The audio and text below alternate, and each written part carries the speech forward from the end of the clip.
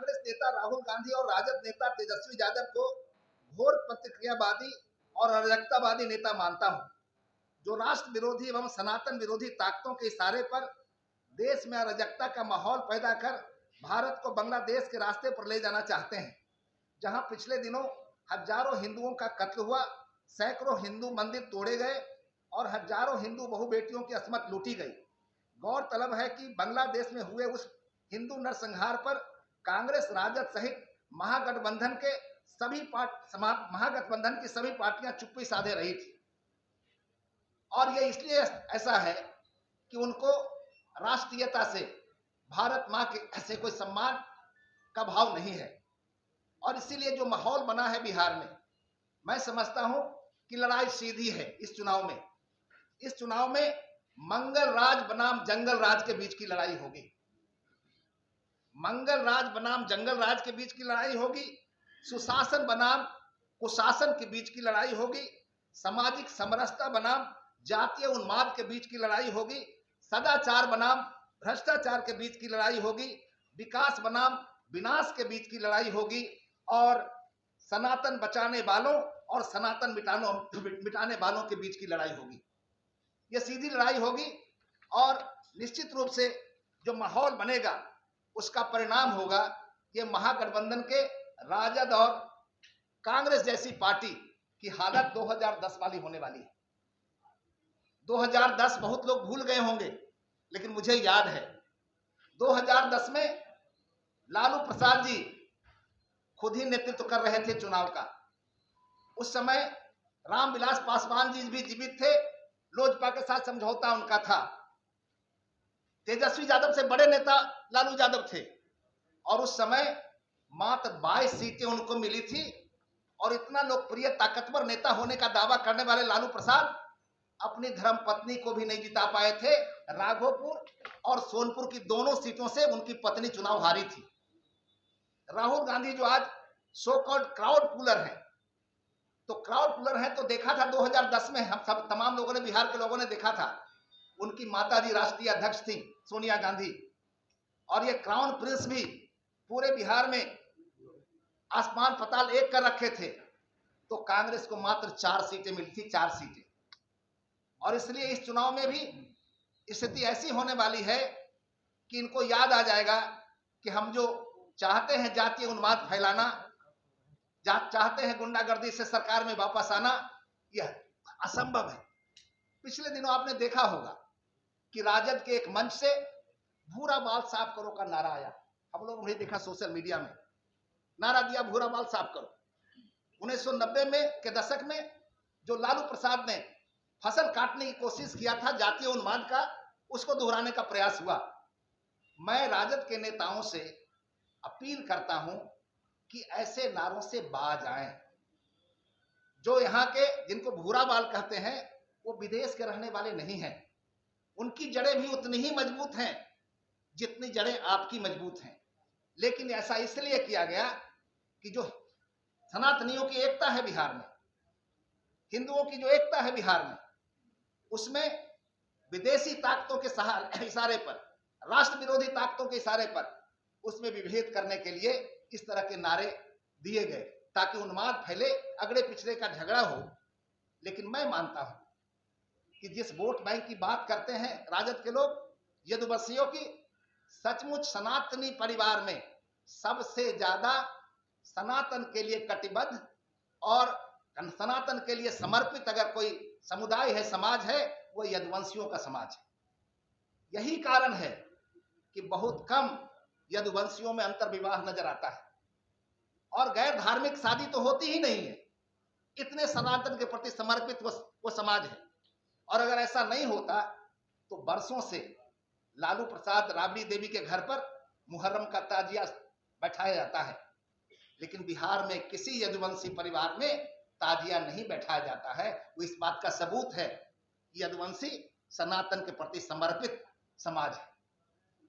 पिछले दिनों आपको याद है मुहर्रम हुआ, मोतिहारी में एक अजय यादव की हत्या हो गई, जिहादियों ने हत्या की। और जो यदुवंशियों के झंडा बरदार अपने को कहते हैं, तेजस्वी यादव, उन्होंने निंदा तक नहीं किया। राजद के किसी नेता ने कोई प्रतिक्रिया नहीं दिया। वोट बैंक की चिंता है। वोट बिहार भाजपा के मीडिया सहप्रभारी आदरणीय सुनील सेवक जी, अब मैं माननीय अनिल शर्मा जी से अनुरोध करता हूं कि वो प्रेस वार्ता को संबोधित करें। नमस्कार।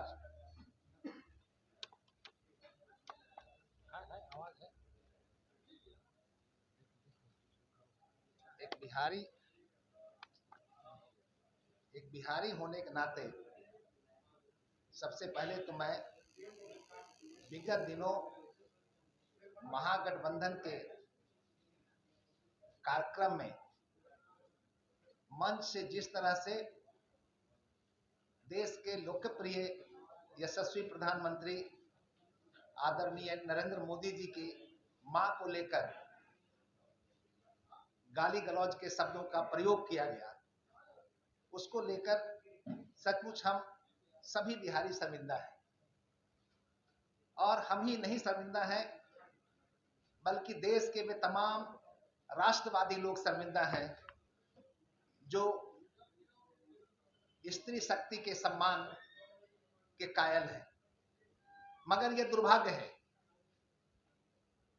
कि जो कार्यक्रम का नेतृत्व कर रहे थे राहुल गांधी, तेजस्वी यादव, इन लोगों ने इस घटना पर खेद भी व्यक्त नहीं किया। और ऐसा इसलिए नहीं किया कि सचमुच इन लोगों ने संस्कार खो दिया है। इनके पास न तो संस्कृति का ख्याल है और न संस्कार ही है।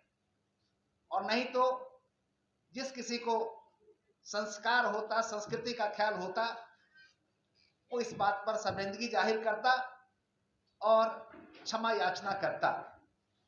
मगर मैं समझता हूं कि बिहार की आम जनता ने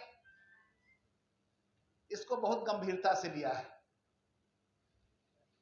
और इसका दुष्परिणाम महागठबंधन नेताओं को अगले चुनाव में भुगतना पड़ेगा। और उस समय चुनाव परिणाम आने के बाद ये महागठबंधन के नेता राहुल गांधी और तेजस्वी यादव अगे माय गे माय, अरे बाप रे बाप, यही उनके मुंह से आएगा जब बिहार की जनता उनको रिजेक्ट करेगी। वैसे राहुल गांधी से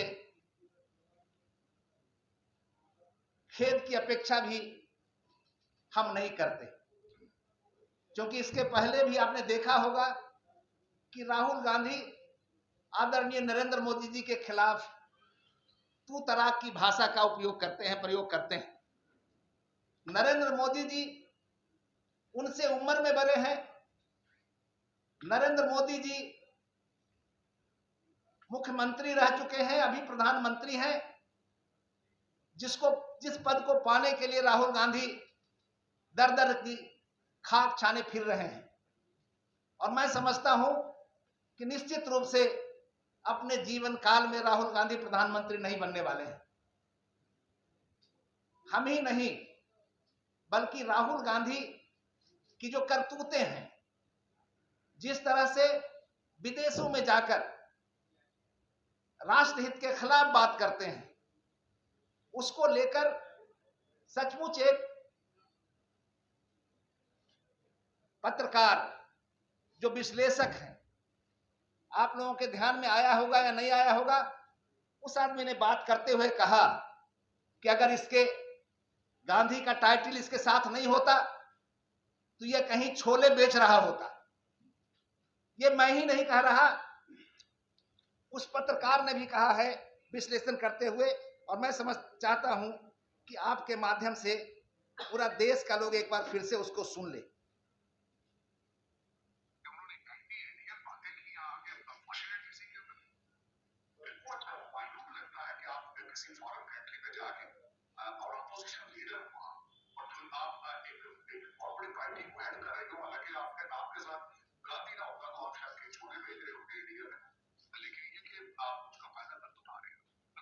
और मैं समझता हूं कि जिस तरह की हरकत राहुल गांधी ने किया है, जिस तरह से बदतमीजी की बात, बदजुबानी की बात नरेंद्र मोदी जी के खिलाफ करते हैं, बिहार में हम लोगों की भाषा में ऐसे ही लोगों के लिए टुच्चा शब्द का उपयोग होता है।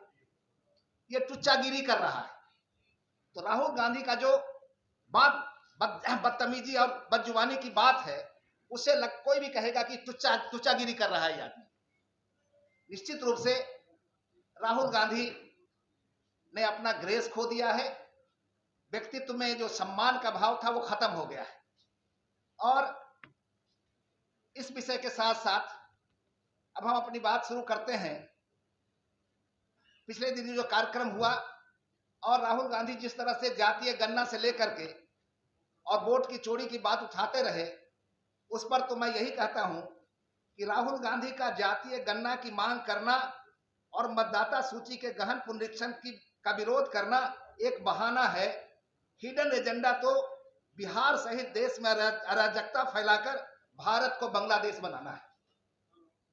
यह प्रयास हो रहा है कि पूरे देश में किस तरह से भारतीय जनता पार्टी महिला मोर्चा कर रही है, उसके साथ न सिर्फ भारतीय जनता पार्टी, न सिर्फ एनडीए गठबंधन के तमाम महिलाएं, बल्कि पूरे बिहार की वैसी तमाम महिला भाई बहनों का मां बहनों का सहयोग उसमें मिलेगा। और निश्चित रूप से हम अपील करते हैं वैसे तमाम लोगों को जो चाहते हैं कि महिला सम्मान बरकरार रहे और इन लोगों के गाल पर तमाचा लगे, उनसे अपील करते हैं कि वो इस बंद में साथ दें और बंद को सफल बनाएं।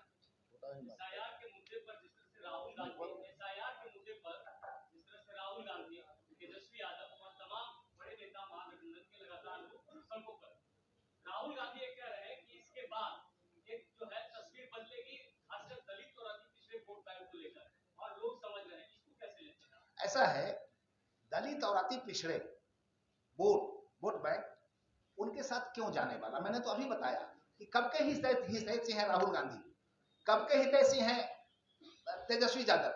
ये बात क्योंकि लंबी हो रही थी इसलिए मैंने नहीं कहा। 1990 से लेकर 2005 तक जो लालू राबड़ी की सरकार बनी थी, चली थी, उस सरकार में सबसे ज्यादा प्रताड़ित, सबसे ज्यादा अन्याय अति पिछड़े वर्ग के लोगों के साथ हुआ था, अनुसूचित जाति के लोगों के साथ हुआ था। सवर्णों का तो सिर्फ नाम था, क्योंकि वो रसिस्ट कर रहा था, इसलिए उसके साथ उतना अन्याय नहीं ये लोग कर पाए थे जितना उन लोगों के साथ हुआ था। अगर सचमुच बिहार सरकार श्वेत पत्र जारी करे कि 1990 से लेकर 2005 के बीच में जितनी भी अपहरण की घटनाएं घटी, जितने भी रेप की घटनाएं घटी, जितने भी चोरी डाके की घटना घटी, मारपीट की घटना घटी, उसमें मुद्दाई और मुद्दालय का नाम देने के साथ साथ उसकी जाति बताया जाए तो सबसे ज्यादा अति पिछड़े वर्ग के लोग, सबसे ज्यादा व्यवसायी वर्ग के लोग, सबसे ज्यादा अनुसूचित जाति के वर्ग के लोग लालू राबड़ी के शासन में प्रताड़ित रहे थे। इसलिए ये मंसूबा उनका जो राहुल गांधी का है कि जातीय गणना की बात हमने कर दी है और उसके कारण सारा वोट हमको मिलने वाला है। जब चुनाव का रिजल्ट सामने आएगा तो राहुल गांधी जी को समझ में आ जाएगा। एक एक करके